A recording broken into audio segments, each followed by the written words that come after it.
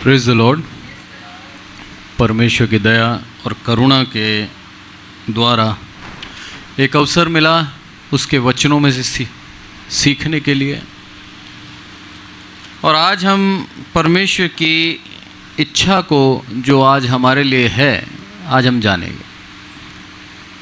कई बार जीवन के अंदर हम ये सोचते हैं जो पद मिला है वो परमानेंट है, अब हमें कोई हटा नहीं सकता।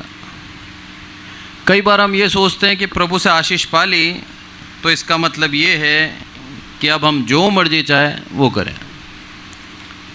पर आज वचन को हम गहराई से सीखेंगे, देखेंगे हम कि किस तरह से प्रभु हमें आशीष देता है, तो उस आशीष के पीछे कुछ शर्तें भी होती हैं।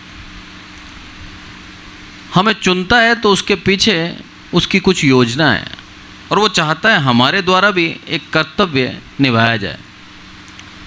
परमेश्वर हमें बहुत प्यार करता है, इसीलिए हमें मौके देता है कि हम बार बार गलतियों को ना दोहराएं। हम उस चीज़ को समझकर परमेश्वर की आज्ञा को मानते हुए अपने जीवन को सच्चाई से चलाएं, तब परमेश्वर प्रसन्न होता है।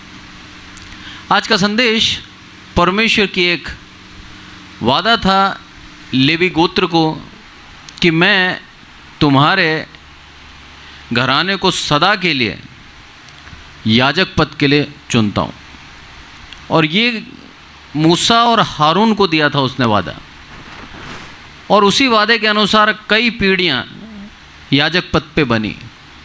पर जब एली आया और एली के दोनों पुत्र जो कि पूर्ण रूप से परमेश्वर की आज्ञा के विरुद्ध जाके अपनी इच्छा को पूर्ण कर रहे थे, अपनी मनमानी कर रहे थे, तब परमेश्वर ने उनको हटाते हुए दूसरों को यानी कि शमूएल को याजक पद दे दिया।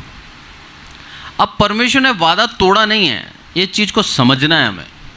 कई लोग समझते हैं कि परमेश्वर की इच्छा है, परमेश्वर महान है, वो वादा दे भी सकता है, वादा तोड़ भी सकता है। ये गलत है।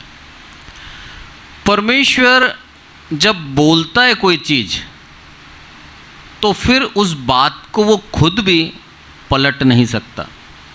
बहुत गंभीरता है इसके अंदर सोचना। भले उसके हाथ में सॉवरेंटी है, उसके हाथ में सब कुछ है, वो न्यायी है, वो पूरा दुनिया को चला रहा है, सबसे ऊपर वही है, पर जब वो कुछ बोलता है, आज्ञा देता है, आदेश देता है, या फिर जो उसने भविष्यवाणियाँ करी हैं उन भविष्यवाणियों को वो खुद भी नहीं बदलता। एक्चुअली उसका सबसे बड़ा कारण क्या है मालूम है? बाइबल कहती है वचन परमेश्वर है, और परमेश्वर यदि खुद का ही इनकार करेगा तो फिर वो झूठा ठहरेगा, जो कभी हो नहीं सकता।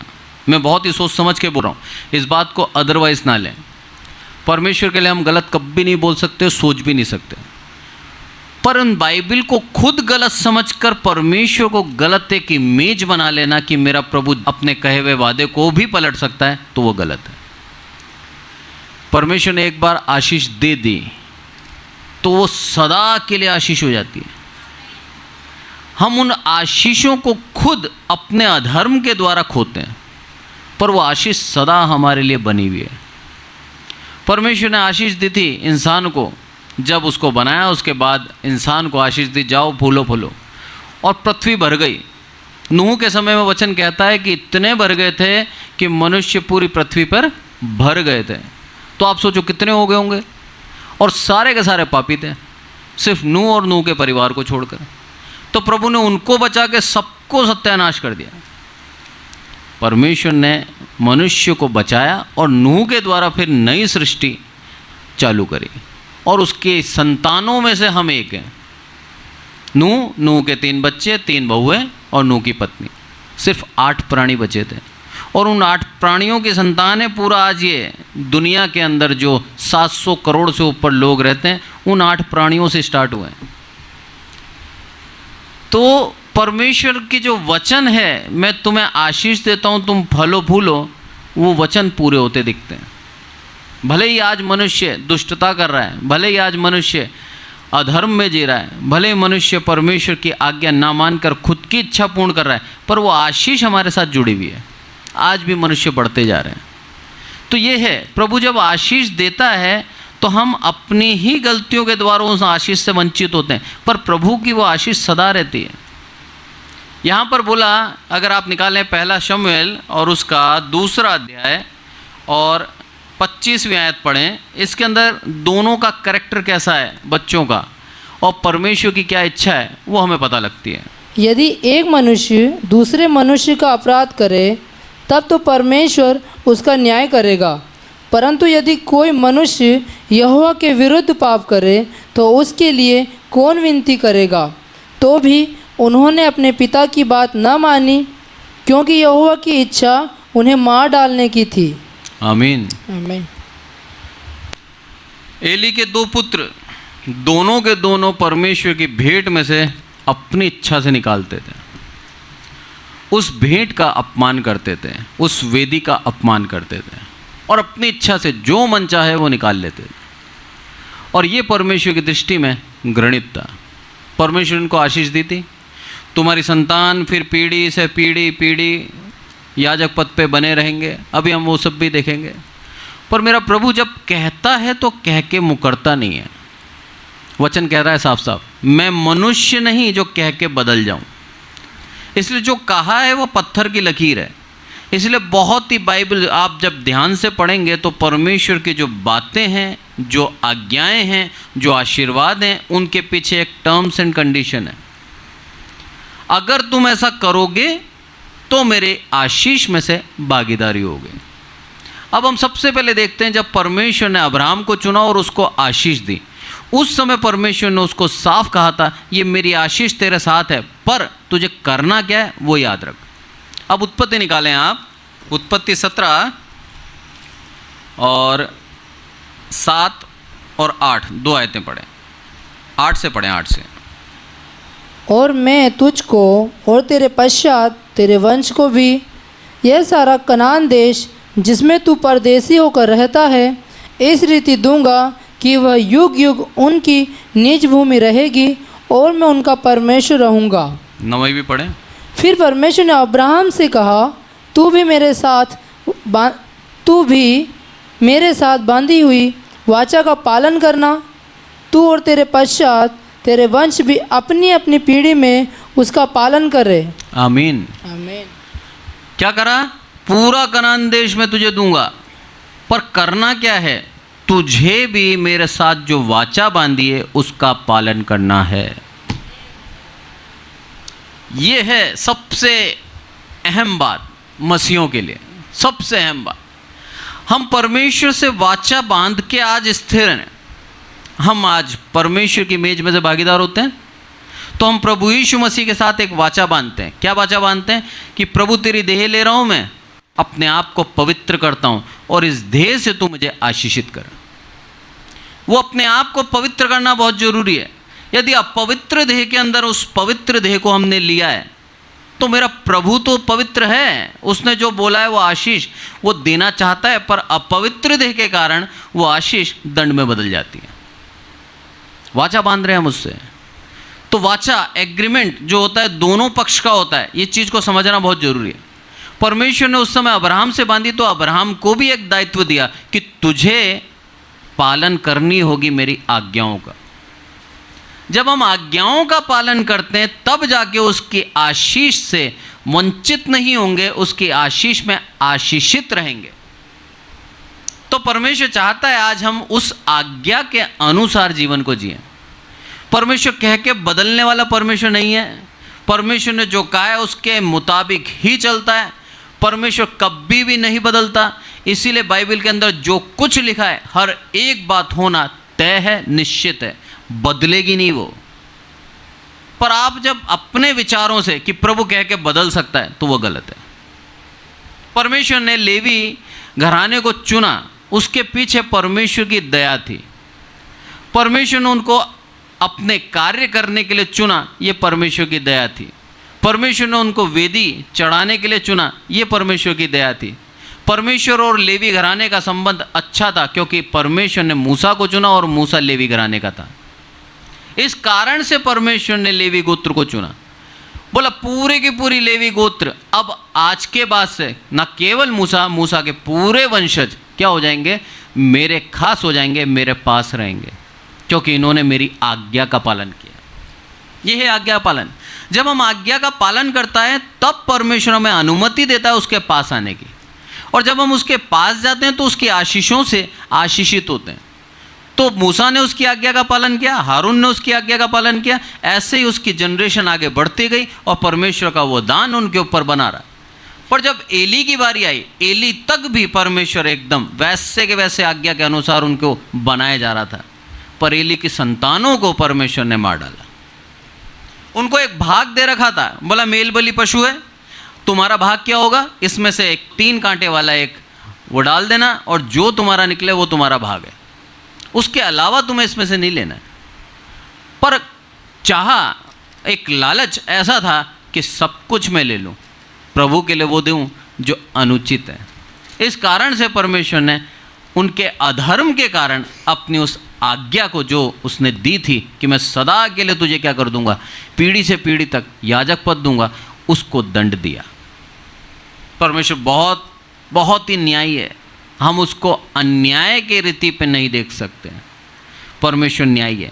उसने पहले ही बोला है आज्ञा का पालन करोगे तो मैं तुझे क्या दूंगा, सारी आशीषें दूंगा।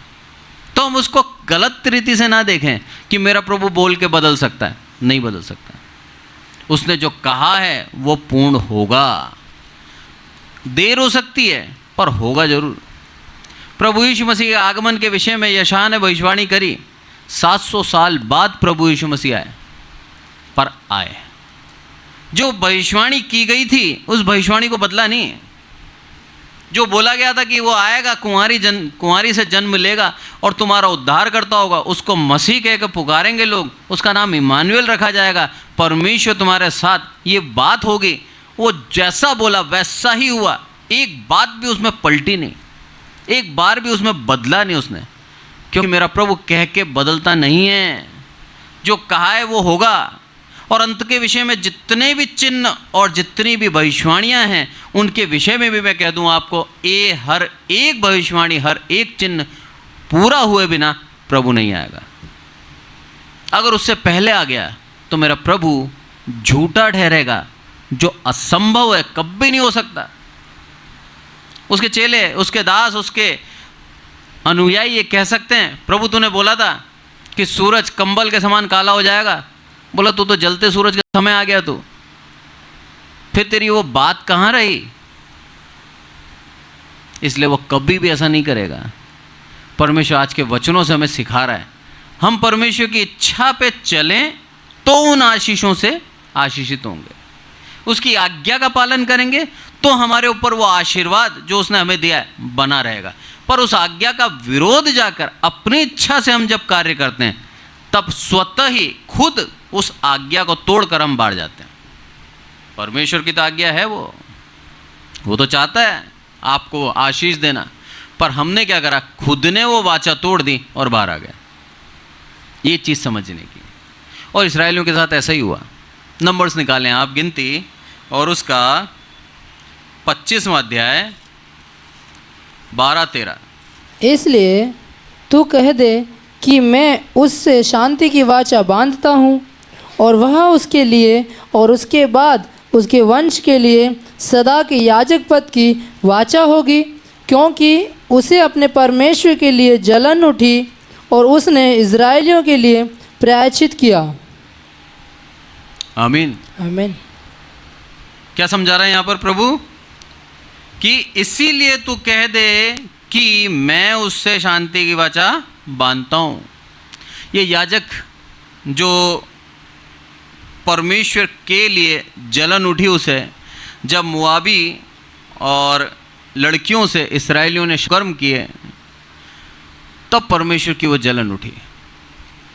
और परमेश्वर ने करा क्या, 9वीं आयत अगर मैं पढ़ूँ उसके अंदर लिखा है, मरी से 24,000 मनुष्य मर गए। परमेश्वर ने मरी फैलाई और 24,000 मनुष्य मार दिए। और यहाँ पर हम देखते हैं 12वीं आयत में कहता है प्रभु उसके लिए, याजक पद के लिए, कि इसलिए तू कह दे कि मैं उससे शांति की वाचा बांधता हूँ और वह उसके लिए और उसके बाद उसके वंश के लिए सदा के याजक पद की वाचा होगी, क्योंकि उसे अपने परमेश्वर के लिए जलन उठी और उसने इसराइलियों के लिए प्रायश्चित किया। आमीन। याजक का कार्य होता था अपनी प्रजा के लिए प्रायश्चित की प्रार्थना करे और प्रायश्चित के लिए बलिदान चढ़ाए, और याजक ही उनके पापों को क्षमा करता था। याजक के उस बलिदान के द्वारा, उस प्रायश्चित के द्वारा परमेश्वर क्या करता था? सबके पाप क्षमा कर देता था। यही कारण था प्रभु यीशु मसीह महायाजक के रूप में आए, और यही कारण था प्रभु यीशु मसीह का मनुष्य रूप में आना तय था, क्योंकि जो महायाजक होता है वो मनुष्य ही हो सकता है।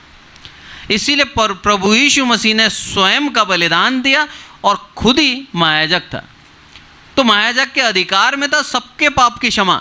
और जब प्रभु यीशु मसीह उस पद पे आए और प्रभु यीशु मसीह महायाजक के रूप में आए और अपने आप का बलिदान दिया, तो अब इससे सर्वोत्तम बलि और कोई नहीं जो हम देकर अपने पाप को छुड़ा सकें।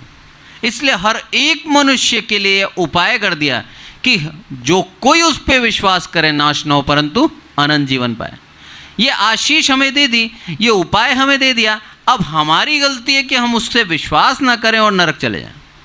हमारे पास एक खुला चुनाव है, हम हमारी इच्छा से प्रभु को चुनते हैं।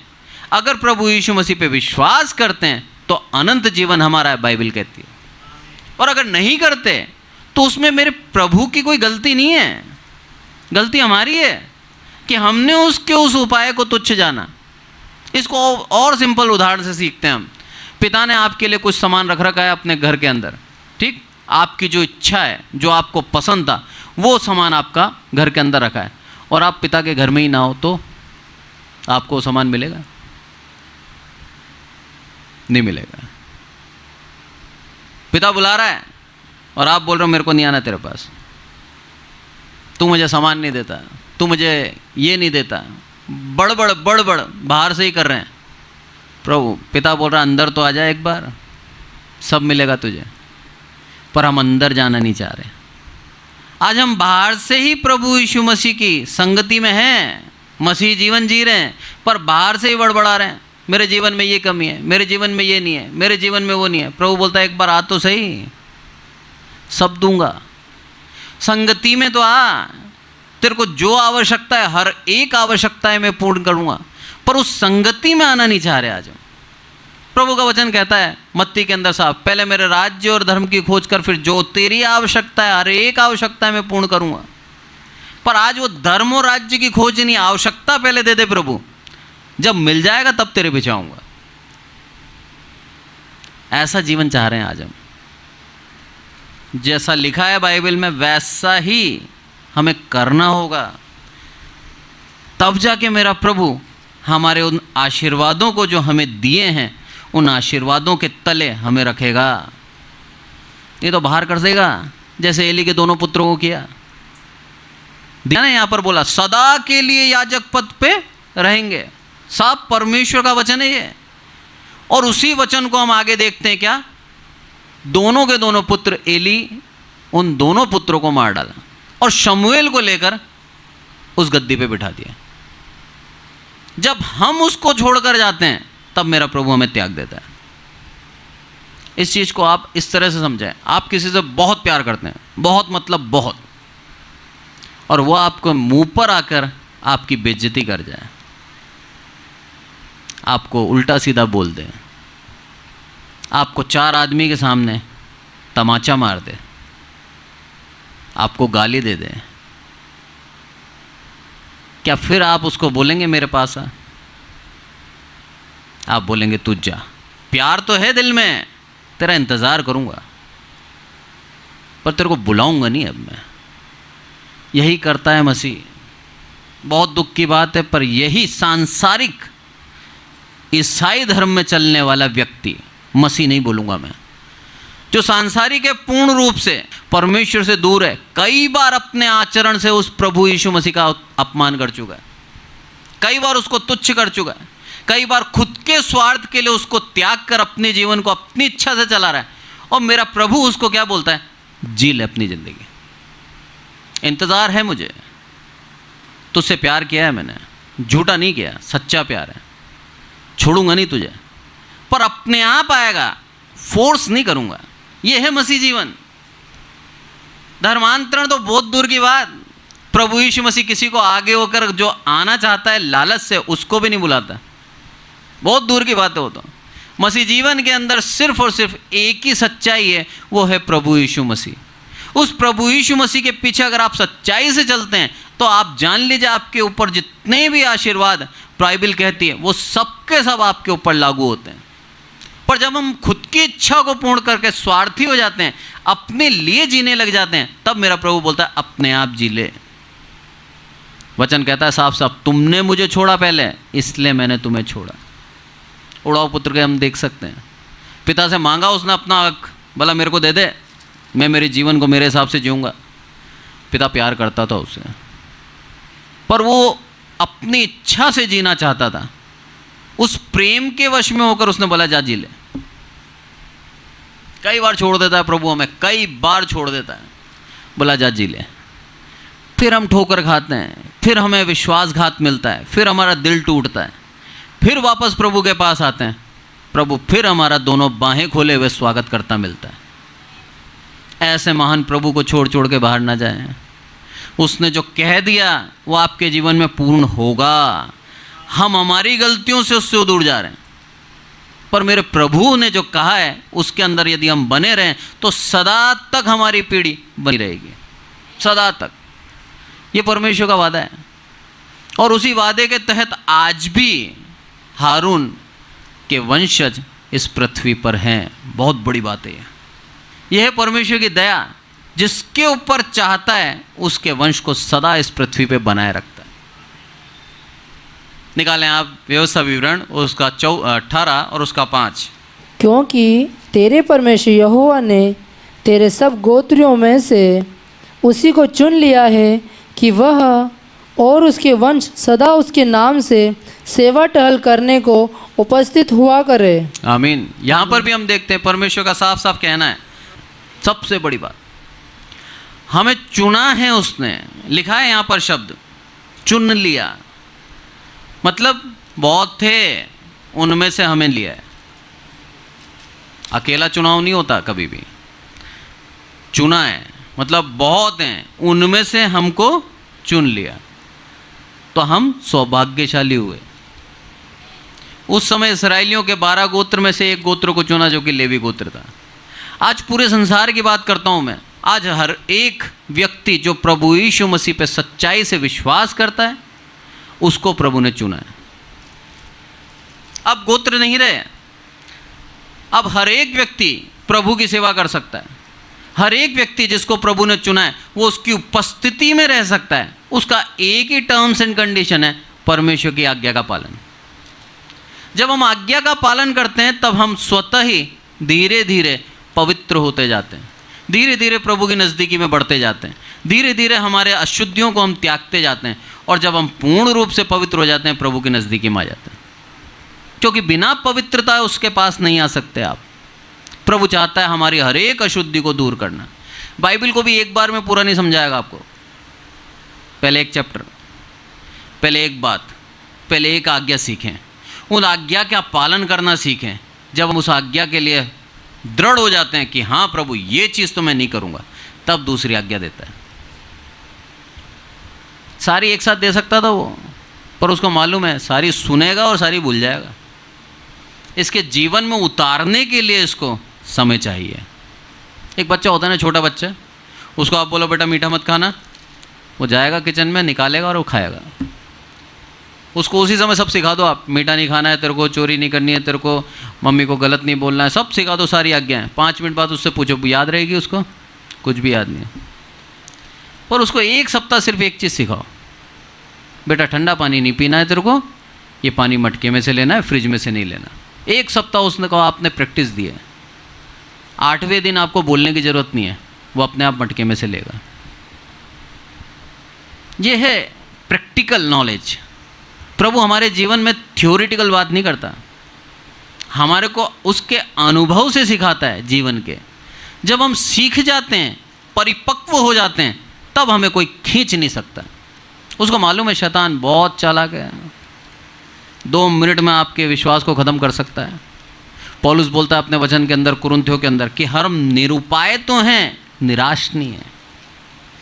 भला उस सताव में हूँ मैं जहाँ मार खा रहा हूँ, जेल में पड़ा हूँ, बेंतें खाई हैं मैंने, खून बह रहा है, परमेश्वर की आराधना कर रहा हूँ, पर उस समय बोला मेरे पास कोई उपाय नहीं है कि मैं तुम्हारे पास आ जाऊँ, बंद हूँ मैं अंदर, पर निराश नहीं हूँ मैं, मेरा प्रभु मेरे साथ है। ये आशा आपके जीवन में जब ही आएगी जब आप धीरे धीरे पकेंगे, धीरे धीरे उन आज्ञाओं को अभ्यस्त हो जाएंगे और पूर्ण रूप से कंठस्थ कर लेंगे, प्रभु कुछ भी हो जाए तुझे छोड़ के नहीं जाऊंगा। और वो जब ही होगा जब आप प्रतिदिन उसके लिए त्याग भावना लाओगे, अपने जीवन को ख़त्म करते हुए परमेश्वर की इच्छाओं पर चलना सीखोगे, उसकी मार्ग पर चलना आपको प्रसन्नता लगेगी कि प्रभु कुछ भी हो जाए तेरा मार्ग नहीं छोड़ो।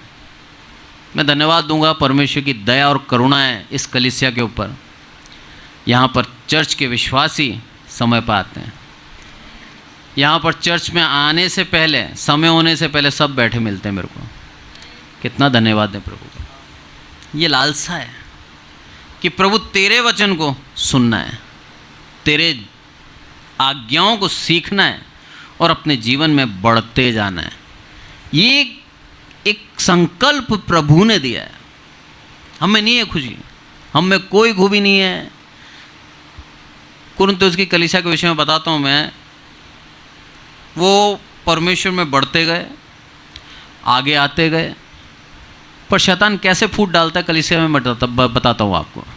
सबसे पहले उनके अंदर जो फूट पड़ी वो थी मैं पौलुस का, तू अपोलोस का। विभाजित कर दिया कलीसिया को। उसके बाद अनैतिकता में जीने लगे, अधर्म में जीने लगे, व्यभिचार करने लगे, उनको दुख नहीं था। फिर जो आत्मिक दान उनको मिले थे उस पर घमंड करने लगे कि मैं इससे बड़ा हूँ, मैं प्रार्थना करता हूँ, यूं चंगा हो जाता है इंसान। उसके बाद अपने ज्ञान पे, जो वचन का ज्ञान है, उस पे घमंड करने लगे। ये वो चीज़ें हैं जो हमें अलग अलग कर देती हैं, और शैतान चाहता ही यही है कि कलीसिया जो एक समूह है प्रार्थना का, वो अलग अलग हो जाए। उसको मालूम है ये प्रार्थना की शक्ति क्या है, उसको मालूम है एक मन से की गई प्रार्थना परमेश्वर सुनता है। बोला इन सबके मन अलग कर दो, सबको एक दूसरे का बैरी बना दो, सबको अलग अलग कर दो, कोई एक दूसरे से मिले ना। कहीं एक मिल गए तो जो चाहेंगे वो कर सकते हैं। एक उदाहरण से बताता हूँ मैं आपको। जब पूरे दुनिया के अंदर एक ही भाषा थी, उस भाषा के कारण उन्होंने एक बिल्डिंग बनाना स्टार्ट करी और वो बिल्डिंग एकदम ऊपर हो गई। क्या हुआ? बाद में भाषा में गड़बड़ी डाली। क्यों डाली? वो इसलिए डाली ताकि सब अलग अलग हो जाएं। अलग अलग होने से हम बचे हैं, एक जगह ही रहते हैं तो हम ख़त्म हो सकते थे। परमेश्वर जानता है हमारे लिए क्या उत्तम है। कई बार हमारे जीवन को सीधा चलाता है, कई बार हमारे जीवन में ट्रिक के हिसाब से उसको मालूम है इसको थोड़ा सा घुमा दो, ये यहाँ से जाएगा, और वो हमारे लिए भला हो जाता है। हम सोचते हैं कई बार प्रभु बहुत अच्छा जी रहा हूँ मैं, कंफर्ट है, हर एक प्रकार से आराम दे रखा है तूने, फिर क्यों मेरे जीवन के अंदर हलचल दी? प्रभु बोलता है तेरे लिए उत्तम है ये। ऐसे नहीं लिखा है, घोंसले को बार बार तोड़कर उसने चाहा कि हम उड़ जाएं। ये गाना ऐसे नहीं लिखा है। वो चाहता है हमारे को वहाँ से निकालना ताकि हम और अच्छा प्रयास करें प्रभु की नज़दीकी में आने का, और बेहतर प्रभु के पास आते जाएं। ये प्रभु चाहता है। इसलिए यहाँ पर इनको दान दिया था, कहा था कि तुम्हारे मूल पुरुष जो है उसके वंशज ही सदा के लिए क्या बनेंगे? याजक बनेंगे। पर जब दोबारा बन जाएंगे, पहला शमूएल और उसका 3 अध्याय 13 पढ़ें। क्योंकि मैं तो उसको यह कहकर जता चुका हूँ कि मैं उस अधर्म के कारण जिसे वह जानता है सदा के लिए उसके घर का न्याय करूँगा, क्योंकि उसके पुत्र आप शापित हुए हैं और उसने उन्हें नहीं रोका। आमीन आमीन। क्या बोला यहाँ पर? उसके पुत्र आप शापित हुए हैं, मैंने नहीं करा। परमेश्वर ने आशीष दी थी, पर हमने खुद उस आशीष को छोड़कर अधर्म को चुना। हमने खुद गलतियां करी, तो हमारी गलतियों के द्वारा हम खुद शापित होते हैं। ये चीज़ सिखाता है यहाँ पर। क्या बोला यहाँ पर, दोबारा पढ़ता हूँ मैं, क्योंकि मैं तो उसको यह कहकर जता चुका हूँ कि मैं उस अधर्म के कारण जिसे वह जानता है सदा के लिए उसके घर का न्याय करूँगा, क्योंकि उसके पुत्र आप शापित हुए और उसने उन्हें नहीं रोका। एली से समझाया था अपने दोनों पुत्रों को, पर दोनों पुत्र इतने ज़्यादा अधर्म में आ चुके थे कि अपने बूढ़े पिता की बात सुनना उनको पसंद नहीं आया। उस वेदी का भाग प्रभु ने दे रखा था इनको, और उतना ही भाग इनका हुआ करता था। उस भाग से अधिक ये लोग चाहने लगे। परमेश्वर के भाग को जब ये लेने लगे तब परमेश्वर का क्रोध इनके ऊपर भड़का। जब हम परमेश्वर की महिमा खा जाते हैं, जब हम परमेश्वर की आदर को कुछ नहीं समझते, जब परमेश्वर के आगे आगे खड़े हो जाते हैं हम कि मैं ही सब कुछ, तब मेरा प्रभु बताता है वो सर्वशक्तिमान है। एली के दोनों पुत्र जो वेदी का अपमान कर रहे थे, वो वेदी जिसके ऊपर परमेश्वर बलिदानों को ग्रहण करता था, यानी कि परमेश्वर का तेज उसके ऊपर रहता था, उसके बावजूद भी दोनों पुत्रों को भय नहीं था, अपनी इच्छा पूर्ण कर रहे थे। इसीलिए प्रभु ने क्या बोला, वो आप शापित हुए हैं। हमें प्रभु इन वचनों के द्वारा सिखा रहा है। उसने हमें चुना है आशीष के लिए, वो हमें आशीष देना चाहता है और उसने हमें आशीष दी भी है, पर हम उन आशीष को त्याग कर अपनी ही इच्छा के अनुसार चल रहे हैं, अपने ही मन की पूर्ण कर रहे हैं। तो मेरा प्रभु बोलकर बदलता नहीं है, पर हम जब खुद अपने आप को उससे दूर ले जाते हैं तब हम शापित होते हैं और हम ही उन आज्ञा से, उस आशीषों से अलग हो जाते हैं। तब परमेश्वर नया उपाय करता है।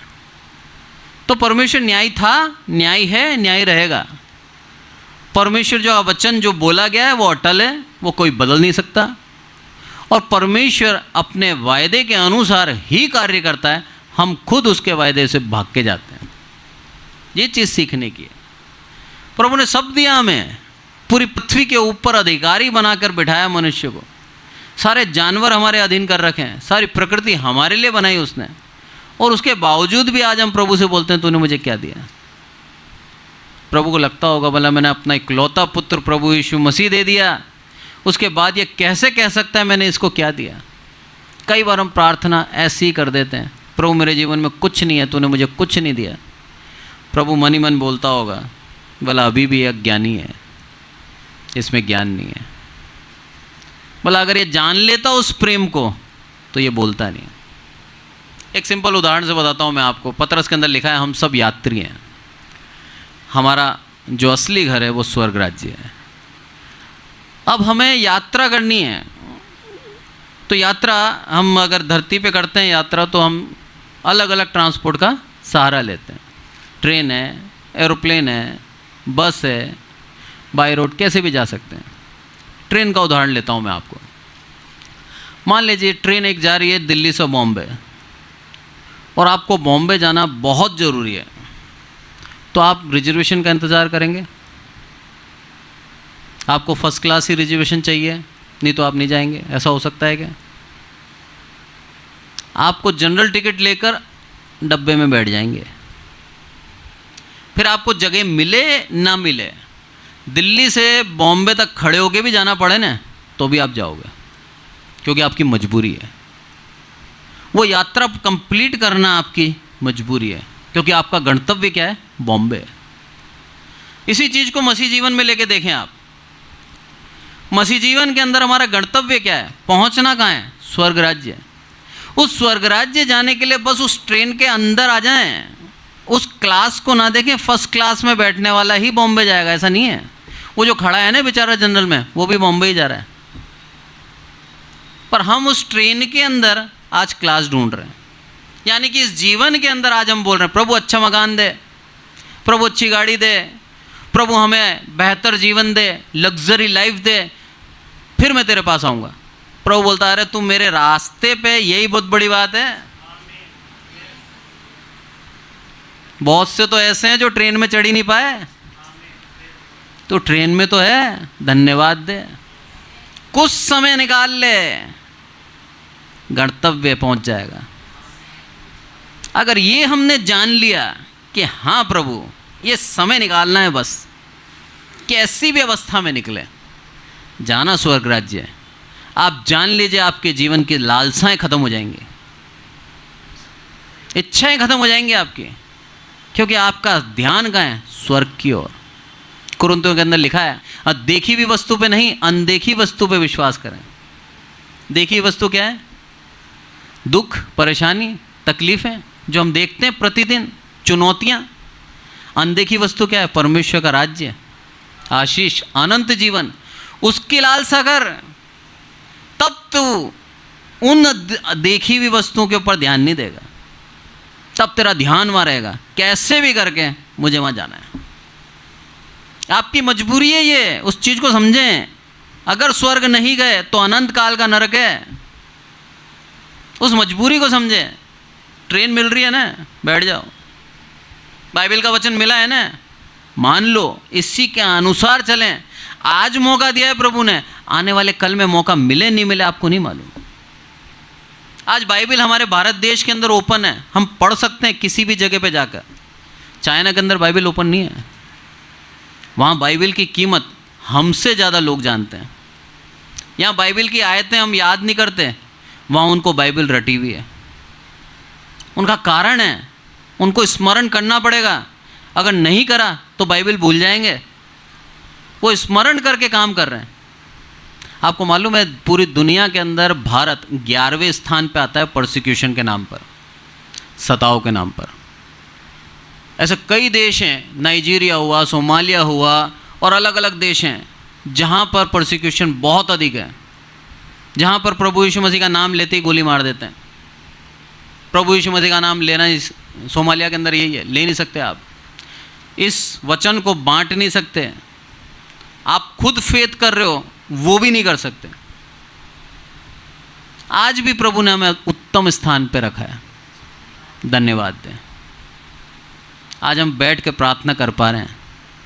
एक समय आएगा जब बैठ के प्रार्थना भी नहीं कर पाएंगे, पर उस समय के लिए आज दृढ़ हो जाएं कि प्रभु तेरे वायदे को याद है, मुझे तेरे वचनों को स्मरण कर रखा है मैंने, हर विपरीत परिस्थिति में मेरे को याद है मुझे जाना कहाँ है। ये समय निकल जाए बस। आज का दिन प्रभु ने निकाला, धन्यवाद। इसीलिए प्रभु यीशु मसीह बोलता है आज की प्रार्थना करिए उसने, आज की रोटी हमें आज दे। कल का नहीं मालूम आप जीवित रहेंगे या मर जाएंगे, पर प्रभु में हैं तो प्रभु आपको आशीष में दीर्घायु भी देता है। आज के वचन से प्रभु हमें सिखाता है कि हम उसके वचनों को गलत ना समझें। हम ये ना कहें कि प्रभु कह के बदल जाता है, प्रभु कभी नहीं बदलता। घराने को आशीर्वाद दिया था उसने, सदा के लिए तुम रहोगे, पर उन्होंने खुद गलतियां करी, इसीलिए वो शाप के हकदार हुए, वो शापित हुए। उसका आशीर्वाद तो वैसे ही था, पर जब उन्होंने गलतियां करी तो वो शापित हुए। आज हम सबको चुनाया उसने, हम गलतियां करेंगे तो हम खुद दंड के योग्य हैं। परमेश्वर नहीं है, परमेश्वर ने तो हमें आशीष दी है, परमेश्वर झूठा नहीं है। इस चीज़ को समझे हम ये नहीं कह सकते कि प्रभु कह के बदल गया। प्रभु कभी कह के नहीं बदलता, वो सत्य है और सत्य कभी झूठ नहीं हो सकता। परमेश्वर आज के वचन से हमें सिखा रहा है उसकी नज़दीकी में बने रहें, अपने जीवन को बदलने का प्रयास करें और परमेश्वर की विश्वास योग्यता के ऊपर चलें। परमेश्वर आपको प्यार करता है, प्रतिदिन आपको नया मौका देता है। दाऊद राजा की एक खासियत बताऊं मैं आपको।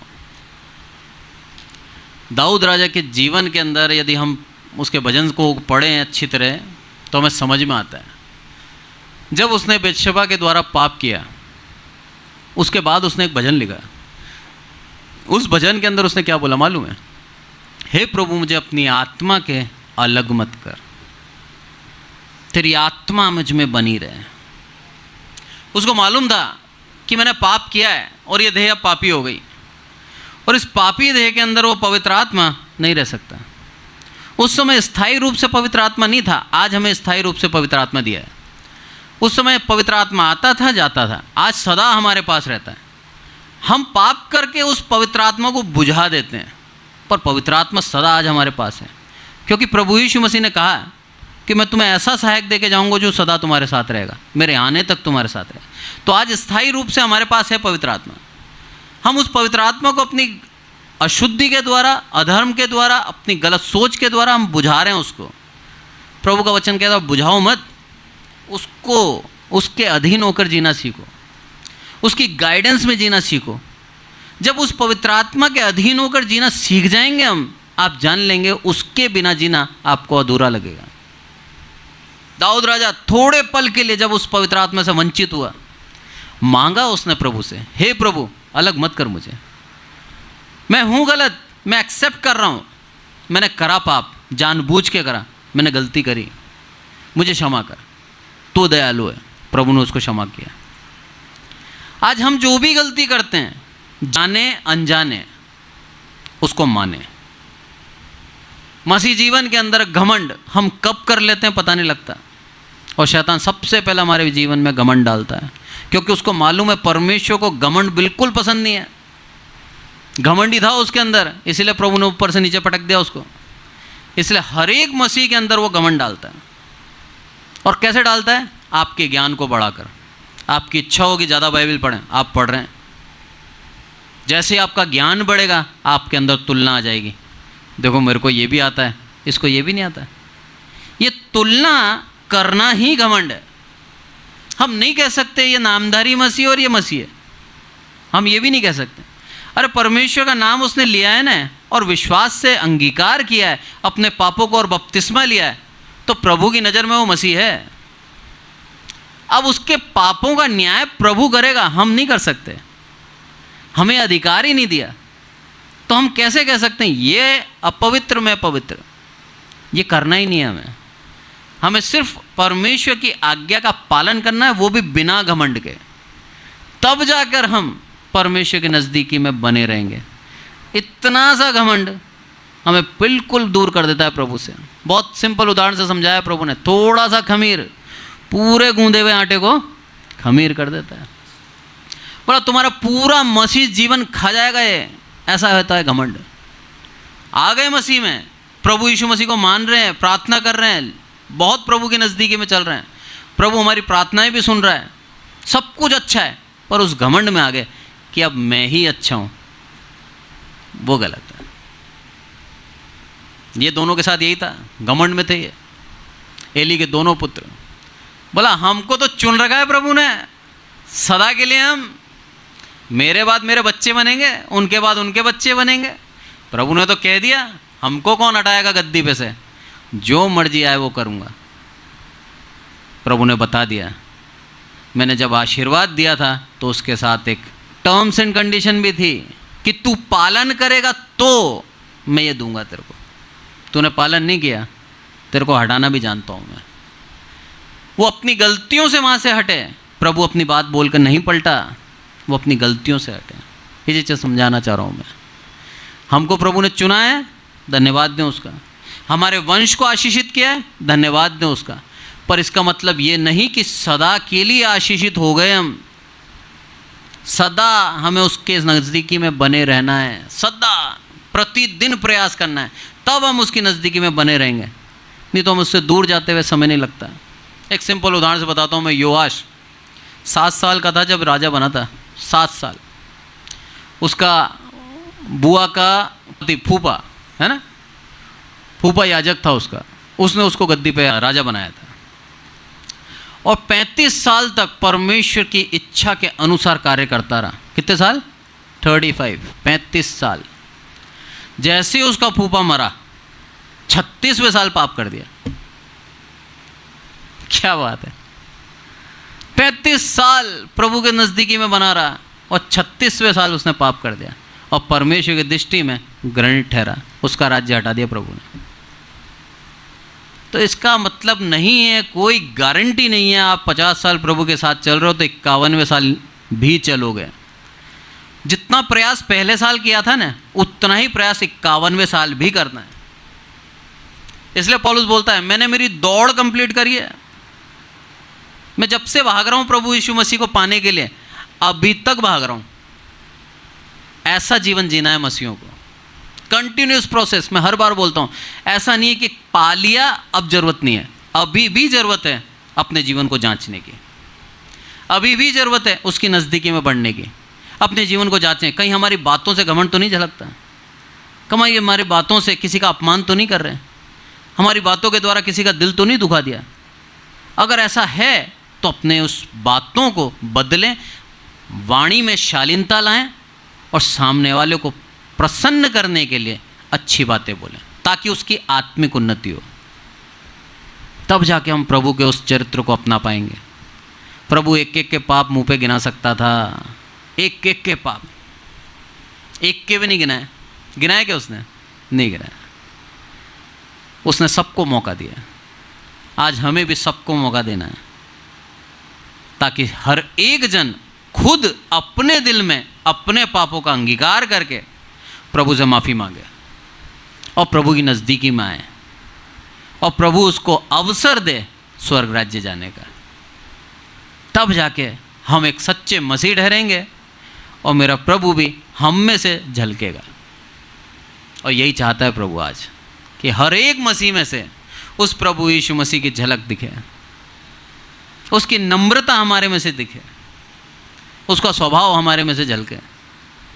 इसलिए अपने जीवन को जांचें। प्रभु बोल के नहीं बदलता, बातों को गलत ना समझें। हम खुद हैं जो वाचा से दूर भागते हैं, हम खुद हैं जो शापित ठहरते हैं। मेरा प्रभु तो हमें आशीष देने के लिए उत्पन्न किया है। आज के वचन के द्वारा प्रभु हमको आशीषित करें। आइए प्रार्थना करें। हे हमारे प्रभु, आपका बहुत बहुत धन्यवाद देते हैं मेरे प्रभु, सारी आदर महिमा आपको देते हैं। प्रार्थना करते हैं विशेष करके मेरे प्रभु आपकी दया करुणा के लिए। मेरे प्रभु आपने जो कहा है मेरे प्रभु, उसके ऊपर आप अटल हैं, आप उसको नहीं बदलते मेरे प्रभु। आपका वचन कहता है मेरे प्रभु, मैं मनुष्य नहीं जो कह के बदल जाऊं। मेरे प्रभु हम खुद आपकी उस आशीषों से भागते हैं, हम खुद आपके आशीर्वाद के तले जी नहीं रहे, बल्कि खुद अधर्म करके शापित हो रहे हैं मेरे प्रभु। प्रार्थना करते हैं मेरे प्रभु, आपकी दया करुणा हमारे जीवन में बनी रहे और आपके मार्ग पे चलते रहे मेरे प्रभु, जो हमें स्वर्ग राज्य लेके जाए। अपने जीवन को आपकी तरह बनाने का प्रयास करें मेरे प्रभु, ताकि मेरे प्रभु आप हमारे से प्रसन्न हो मेरे प्रभु। आप भी गर्व से कहें कि ये मेरा पुत्र है जो मेरे समान दिखता है मेरे प्रभु। आदरमान आपको देते हैं मेरे प्रभु।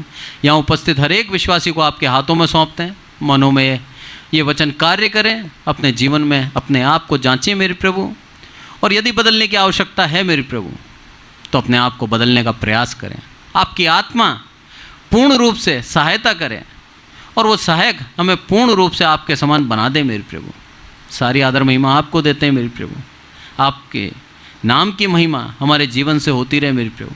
हमारे अधर्मों को न देखें, आप क्षमा करें, उनको भूल जाएं मेरे प्रभु, और हमें नया मौका दें मेरे प्रभु, ताकि आपके समान हम बढ़ते जाएं मेरे प्रभु, बनते जाएं मेरे प्रभु। सारी आदर महिमा आपको देते हैं मेरे प्रभु। आपने हमारी विनती सुनी, इसलिए आपका बहुत बहुत धन्यवाद।